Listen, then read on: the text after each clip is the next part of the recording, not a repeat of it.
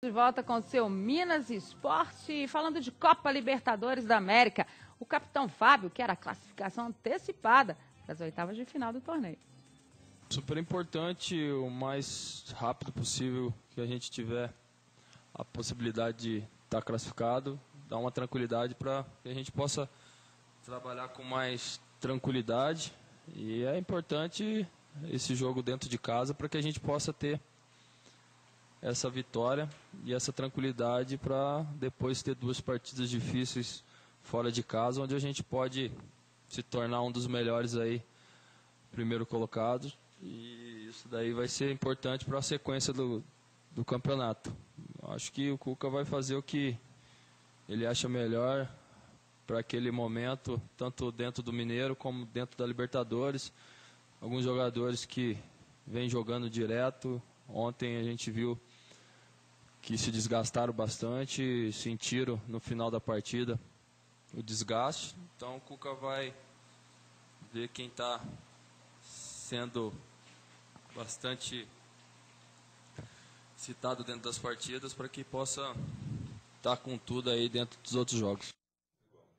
A gente estava aqui numa discussão dessa questão da Libertadores e eu estava dizendo o seguinte, Júnior Brasil, o Romero falando dessa questão dos grupos da morte inicialmente, que acabaram muitos não se apresentando, né, acabaram ficando na teoria, o próprio grupo do Cruzeiro, mesmo que o Estudiantes seja sempre essa pedrinha, mas eu acho o seguinte, o grupo da morte acabou se transformando nessa história muito mais pelo futebol que eles não apresentaram do que o que a gente imaginava que eles pudessem fazer efetivamente. Né? Grupo da morte para alguns é porque, no caso, o Corinthians morreu na Libertadores.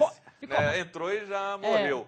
Mas ficou muito desigual, muito injusto. Alguns grupos são muito pesados, muito fortes, e outros grupos mais tranquilos. Aquilo que a gente falava aqui, tem que haver um critério. Dessa vez faltou bom senso Sul-Americana, porque ficou muito desigual. O Fluminense está num CTI na Libertadores, né? E o grupo dele é um grupo forte. A gente tem que respeitar o Argentino, a América, equipes tradicionais aí nos últimos anos. É complicado, sim. Houve uma falta de critério. A Europa ela tem aquele sistema de potes, né? O pote 1 com os times de um nível né? de campanha, o outro.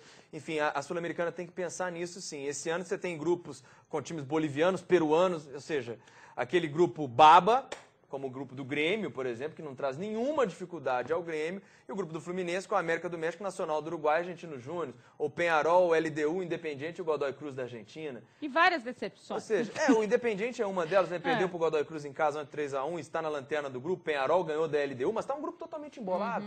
Todo mundo ainda tem chance de classificação, o grupo do Vélez também é um grupo muito complicado, o grupo do Cruzeiro poderia ser complicado, mas o Cruzeiro está fazendo esse grupo ficar um pouco mais simples para ele, porém para Estudiantes e Tolima segue ali ainda muito confuso. O Guarani com a derrota para o Estudiantes fica muito complicado, perdeu em casa, mas ainda é um grupo que pode ter um pouco de complicação. Se o Cruzeiro não fizer, por exemplo, o resultado em casa contra o Tolima, ele pode se complicar. Alguma surpresa você está vendo nessa Libertadores, nesse início aí? Alguma coisa que te chame a atenção? Algum time que você fala assim, olha, esse é...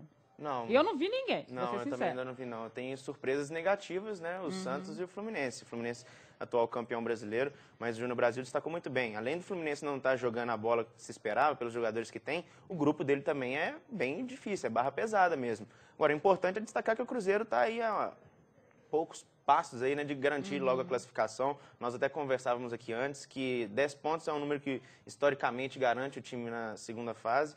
Então tem que vencer esse jogo que é muito importante. O detalhe é que o Cruzeiro fez a melhor partida de um time na Libertadores, a partida individual. Não foi o melhor jogo, mas a partida dele com os Estudiantes foi a melhor apresentação de um time nessa Libertadores. Você tem decepções, por exemplo, o Fluminense e o Grêmio não têm jogado bem nem nos estaduais. O Grêmio foi campeão do primeiro turno, mas... Não sei se está priorizando e melhorando o setor, porque para eles não está aparecendo dessa forma. Exatamente. Né? E quando o Fábio diz ali que é importante essa antecipação de classificação, ela é fundamental, porque depois são 2 jogos fora de casa, sabe lá Deus o que vai acontecer. Mas o objetivo tem que ser o primeiro lugar geral. A vantagem de você acha depois... que é esse sim, o tem que ser. Não tem como um time que chegou na situação do Cruzeiro, com 7 pontos, tendo ainda jogo dentro de casa, não buscar o primeiro lugar geral, pela vantagem de depois você fazer as segundas partidas dentro de casa. Esse é o foco, o Cruzeiro tem que investir tudo nisso. Eu acho que só não pode vacilar mesmo nesse jogo agora contra o Tolima. Esse jogo é fundamental para o Cruzeiro. E quando a gente fala isso, obviamente, deixa eu andar para cá porque eu vou falar para vocês do Super Prêmio. Quando a gente fala isso, obviamente, a gente está falando porque é o jogo da próxima quarta-feira e aí que vem essa incógnita também do time para jogar o Mineiro, enfim, essas histórias todas que a gente está falando aí do Cruzeiro. E você já deve conhecer o Super Prêmio, a promoção que a Band está fazendo para você, só que você tem a chance de colocar o carro novinho em folha na sua garagem. São 7 Gol Zero e uma BMW X1 linda. É muito fácil entrar nessa, eu explico. Envie no seu celular a palavra carro para o número 7733. Assim que você enviar carro para 7733, você vai entrar automaticamente numa brincadeira de perguntas e respostas. E quem sabe ainda poderá participar de um programa da Band ao vivo. Olha que bacana. São 7 gols e uma BMW X1.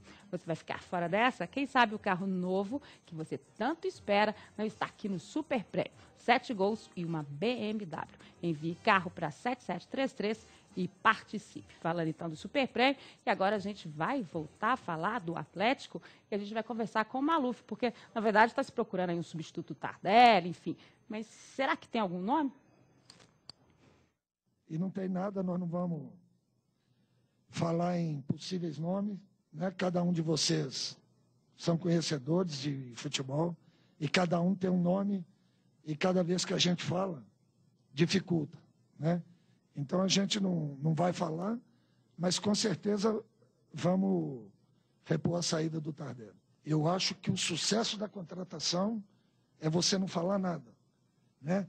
A entrevista do Richarlison ontem já me ligaram, de Porto Alegre, uns 10 agentes querendo intermediar, querendo fazer o negócio do Alexandre e se torna ruim, né? Eu acho que é o papel de vocês, mas eu queria que vocês entendessem todas as contratações que nós fizemos esse ano foi porque nós ficamos calados. Vamos repor, mas não vamos falar em nome, perfil, nada.